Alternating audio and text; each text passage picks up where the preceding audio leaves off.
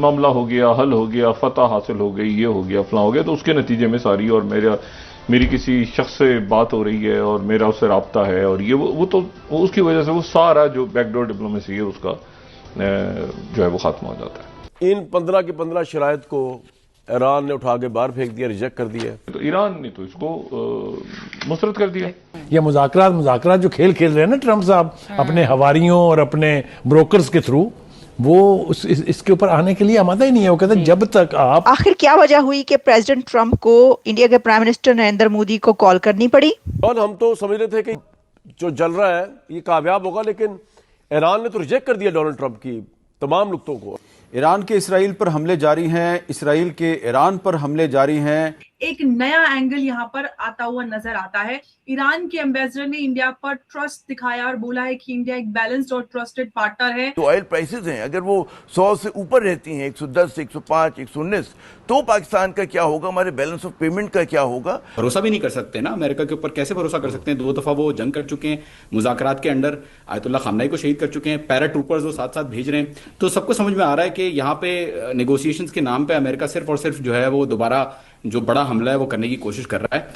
Trump ने जितना America की मिलिट्री माइट को जलील करवाया है, जितना उसने अपनी कौम को सरनगू किया है, जितना उसने अपने मुल्क की इकोनॉमी का बेड़ा गर्क किया है, ये इम्पीचमेंट की बात याद रखिए। ये आप याद नहीं दिलाती कि मैं बार बार ये कह रहा हूँ कि ये सदर अपनी जिंदगी में तीसरी दफा इम्पीच होगा। बिल्कुल, और आप ये कहते हैं मिड टर्म इलेक्शंस में तो हारेंगे। नमस्ते दोस्तों, जय हिंद। हिंदुस्तान स्पेशल में आपका स्वागत है दोस्तों। जैसा कि दोस्तों आपने क्लिप में देखा, ईरान के अमेरिका के भेजे गए 15 कंडीशंस को पूरी तरह से रद्द करने के बाद पाकिस्तान में मातम है। दरअसल पाकिस्तान अपने आप को एक मीडिएटर के रूप में पेश करा था, लेकिन ईरान ने उसकी मध्यस्थता की ऐसी तैसी कर दी है। ईरान ने अमेरिका के 15 कंडीशंस के प्रस्ताव को खारिज कर दिया है। ईरान के सरकारी टीवी ने यह दावा किया है कि प्रेस टीवी ने ईरान के एक सीनियर अधिकारी के हवाले से बताया है कि ईरान ने इस थोपे गए युद्ध को खत्म करने के अमेरिकी प्रस्ताव का नकारात्मक जवाब दिया है। अधिकारी ने कड़े शब्दों में कहा है कि इस युद्ध का अंत तब होगा जब ईरान तय करेगा, ना कि ट्रंप। हालांकि प्रेस टीवी ने उस अधिकारी का नाम नहीं बताया। उधर बैरूत के टीवी चैनल अल मायदीन ने राजनीतिक और सुरक्षा सूत्रों के हवाले से बताया कि ईरान ने मध्यस्थता की कोशिश कर रहे पाकिस्तान को बता दिया है कि वह बातचीत के लिए अमेरिका के 15 कंडीशंस को मंजूर नहीं कर सकता। आखिर क्या वजह हुई कि प्रेसिडेंट ट्रंप को इंडिया के प्राइम मिनिस्टर नरेंद्र मोदी को कॉल करनी पड़ी? क्या वजह हुई कि ये जो पीस टॉक्स की बात हो रही है पाकिस्तान में, ये डेंजर में क्यों आ चुकी है? क्योंकि ईरान ने गल्फ समेत इजराइल पर और भी हमले कर दिए हैं, और साथ ही कोई 3000 फौजी ट्रूप्स भी भेजने की बात की जा रही है। तो इस सब को मिला जुलाकर कुछ लेटेस्ट न्यूज़ जो हमारे पास हैं, डेवलपमेंट्स, वो हम आपके सामने रखते हैं one by one.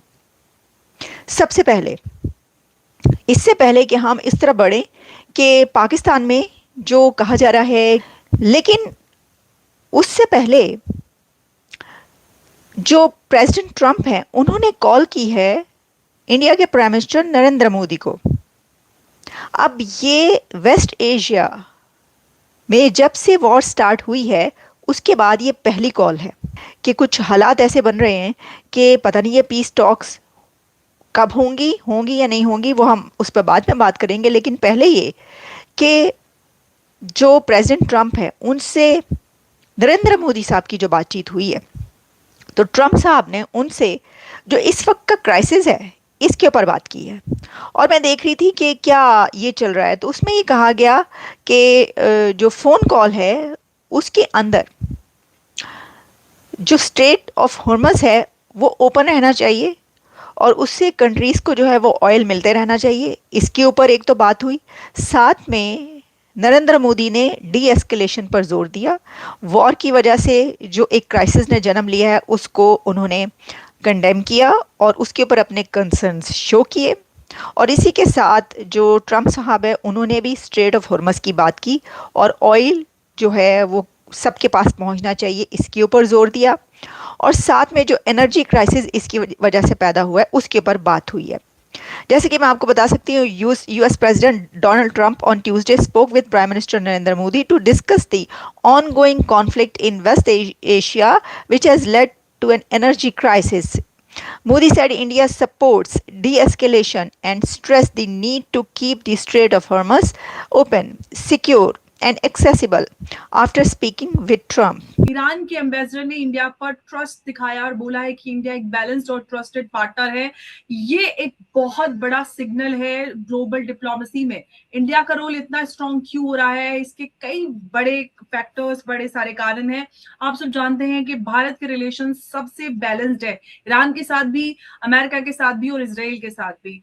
India openly किसी भी ब्लॉक का हिस्सा नहीं है, स्ट्रेटेजिक ऑटोनॉमी को मेंटेन और फॉलो करता है, और इंडिया रेयरली कोई लाउड डिप्लोमेसी करता है। जब बोलता है तो उसमें वेट यानी कि वजन होता है। भारत ऐसे ही कुछ भी नहीं करता। इसी वजह से भारत को क्रेडिबल मीडिएटर के रूप में देखा जा रहा है ईरान की तरफ से, क्योंकि ईरान की अगर इस पूरे उसमें कॉन्टेक्स्ट में भूमिका देखें तो ईरान किसी की बात सुनने के लिए तैयार नहीं है, और प्रेसिडेंट ट्रंप काफी समय से इस बात का सिग्नल दे रहे हैं। तो यहाँ पर ईरान किस पे भरोसा दिखा रहा है, ये बहुत बड़ा सवाल है। पाकिस्तान का तो इस पूरे गेम में कोई नाम ही नहीं है, लेकिन अब यहाँ पे देखिए कि सिचुएशन इतनी बुरी आ गई है। हालात ये हैं कि यूएस को पाकिस्तान को एक मीडिएटर के रूप में चुनना पड़ा। अब देखिए सिचुएशन कितनी खराब है, और यहाँ से सवाल ये है कि क्या इंडिया एक्टिवली मीडिएशन करेगा या स्ट्रेटेजिक साइलेंस मेंटेन करेगा। इसी को हम आज की चर्चा की शुरुआत कर लेते हैं। उमेश जी, क्या लगता है आपको, जो अपडेट्स आ रहे हैं अब तक पाकिस्तान की नैरेटिव पुश कर रहा था कि वो एक मीडिएटर की भूमिका निभा रहा है, लेकिन अब ईरान की तरफ से भारत के ऊपर भरोसा दिखाया गया है कि भारत एक ट्रस्टेड पार्टनर है, भारत के सभी के साथ बैलेंस रिश्ते हैं, starting from Israel, US, including Iran. तो यहाँ से सारा जो भरोसा है और पूरा जो गेम है वो बदल जाता है। आप इस बदले हुए गेम को किस तरह से देख रहे हैं? देखिए, कल डोनाल्ड ट्रंप ने प्रधानमंत्री मोदी के साथ फोन पे वार्तालाप की। फोन आया था, डोनाल्ड ट्रंप ने किया था नरेंद्र मोदी जी को, और उन्होंने वेस्ट एशिया में शांति के लिए मोदी जी से आग्रह किया कि आप सिचुएशन को डिफ्यूज कीजिए। उसी समय पाकिस्तान ने एक नैरेटिव फैलाया कि वो मीडिएटर बन सकता है बिटवीन अमेरिका एंड ईरान के बीच में। पाकिस्तान वक्त पड़ने पर उनको धोखा भी दे देगा। इसके लिए ईरान ने बोला है कि वो भारत से के साथ उन्होंने, ये देखिए ईरानियन एनवॉय इन दिल्ली ने उन्होंने बयान दिया है।